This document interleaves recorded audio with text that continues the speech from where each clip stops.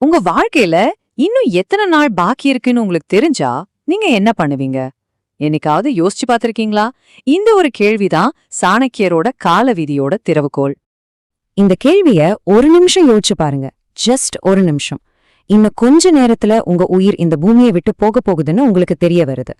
இப்போ நீங்க என்ன செஞ்சுட்டு இருப்பீங்க? நிச்சயமா உங்க நேரத்தை இப்படி வீணடிக்க மாட்டீங்க. ஒருவேளை கதறி அழுவீங்க. இன்னும் ஒரு நிமிஷம் கிடைக்காதான் இந்த பிரபஞ்சத்துக்கிட்ட கையேந்தி பிச்சை எடுப்பீங்க.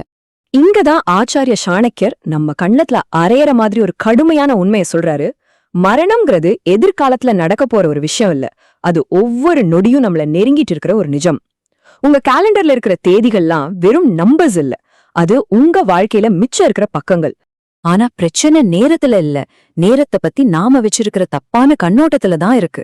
அந்த கொடூரமான முகத்தை நம்ம முதல்ல புரிஞ்சுக்கணும். இது எவ்ளோ பெரிய முரண்பாடுன்னு பாருங்களேன்.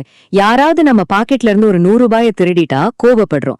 ஆனா ஒவ்வொரு நாளும் தேவையில்லாத விஷயங்கள் மூலமாவும் நம்மளோட சொந்த சோம்பேறித்தனம் மூலமாவும் நம்ம வாழ்க்கையோட விலைமதிக்க முடியாத மணி நேரங்களை திருட அனுமதிச்சுட்டு இருக்கோம். இதுக்கு நாம யார்கிட்ட சண்டை போட போறோம்? சாணக்கியரோட பார்வையில நேரத்தை வீணடிக்கிறதுங்கிறது ஒரு கெட்ட பழக்கம் மட்டும் இல்ல, அது ஒரு மெதுவான தற்கொலை. நீங்க நேரத்தை வீணடிக்கிற ஒவ்வொரு தடவையும் உங்க எதிர்காலத்தை நீங்களே கொஞ்சம் கொஞ்சமா அழிச்சிட்டு இருக்கீங்கன்னு அர்த்தம். சரி, சாணக்கியர் வெறும் தத்துவத்தோட மட்டும் நிக்கல. நேரத்தை சரியா பயன்படுத்தினா வரலாற்றையே மாத்த முடியும்னு அவரோட வாழ்க்கையிலே நிரூபிச்சு காட்டியிருக்கார்.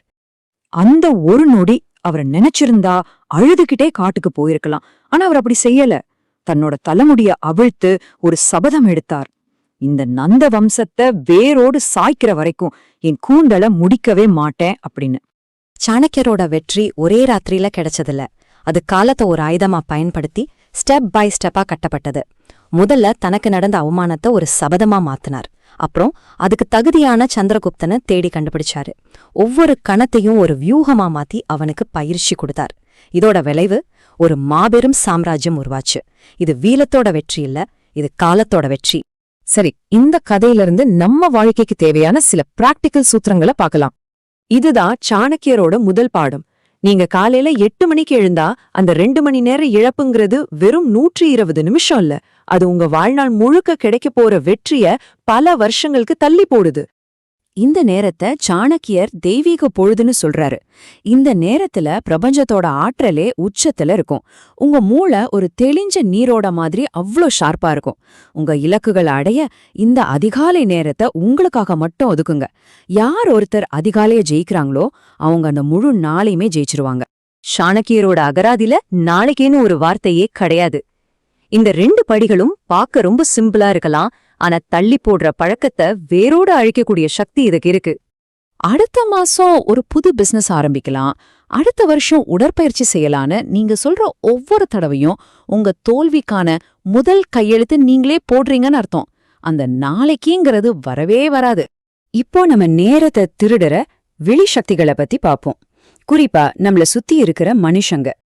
இத கேட்க கொஞ்சம் அதிர்ச்சியா இருக்கலாம், ஆனா நல்ல ஆழமா யோசிச்சு பாருங்க. ஒரு எதிரி உங்க உயிரை மட்டும்தான் எடுக்க முடியும், ஆனா நேரத்தை வீணடிக்கிற ஒரு நண்பன் உங்க வாழ்க்கையோட அர்த்தத்தையே எடுத்துடுறான். இது ரொம்ப எளிமையான ஒரு டெஸ்ட். 1 மணி நேரம் ஒரு நண்பர் கூட பேசி முடிச்சதுக்கு அப்புறம் இந்த 3 கேள்விகளையும் உங்களை நீங்களே கேட்டுக்கோங்க. இந்த 3ல எதுவுமே நடக்கலனா நீங்க அந்த 1 மணி நேரத்தை இழந்துட்டீங்க.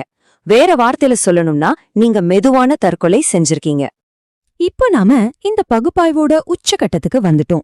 உங்க முன்னாடி ஒரு தெளிவான தேர்வு இருக்கு. இப்போ உங்க முன்னாடி 2 பாதை இருக்கு. ஒன்னு, இதெல்லாம் கேட்டுட்டு மறுபடியும் உங்க பழைய சோம்பேறித்தனமான வாழ்க்கைக்கே திரும்புறது. இன்னொன்னு, 2வது பாதைய தேர்ந்தெடுக்கிறது.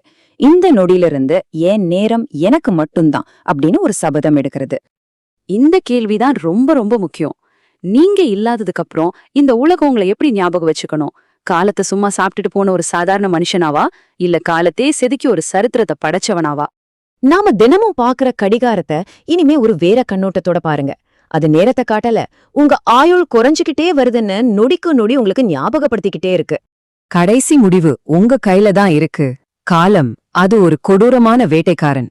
அது உங்களை வேட்டையாடுறதுக்கு முன்னாடி நீங்க அதை வேட்டையாட போறீங்களா? இந்த உலகத்துக்கு நீங்க யாருன்னு காட்ட வேண்டிய நேரம் வந்துருச்சு.